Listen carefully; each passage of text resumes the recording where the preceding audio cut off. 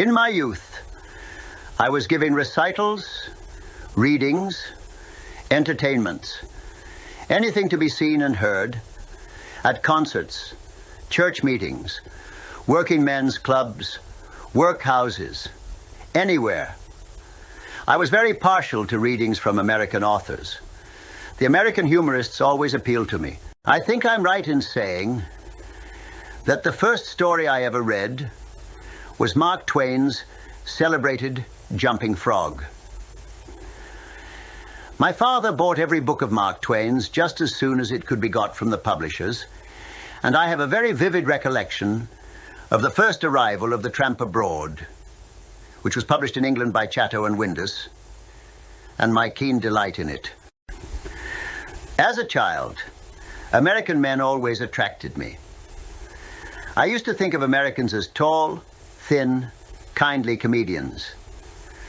I suppose the reason I thought all Americans were funny and kindly was because of my very early acquaintance with the writings of Mark Twain, Max Adler, and Bret Harte. This impression clung to me until I came to America in 1901.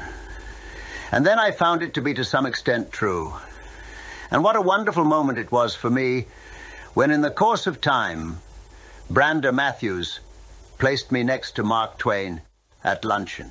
Brander Matthews was Flo's uncle, and she introduced me to him when we first landed in New York in 1901.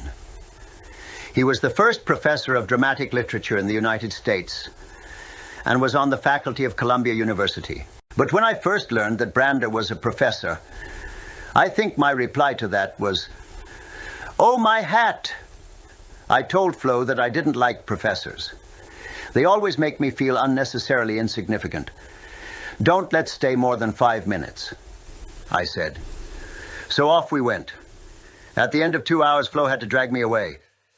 And ever since that day, if ever I need advice, or if ever I have an hour or two to spare, I ring up Brander. Occasionally in those earlier days, Brander would give a special luncheon for me, inviting people that he thought I ought to know. It was in this way that I first met Augustus Thomas, Clyde Fitch, W.D. Howells, Mark Twain, Francis Wilson, Bronson Howard, Joseph Jefferson, and many other interesting men. I shall never forget the thrill I got when I found myself seated next to Mark Twain at a luncheon. At this luncheon, I was more fortunate than the others who were present. They were mostly men who had something to say and wanted to say it. Mark arrived in great form. He took the stand and kept it nearly the whole afternoon. I was in luck because I had nothing to say.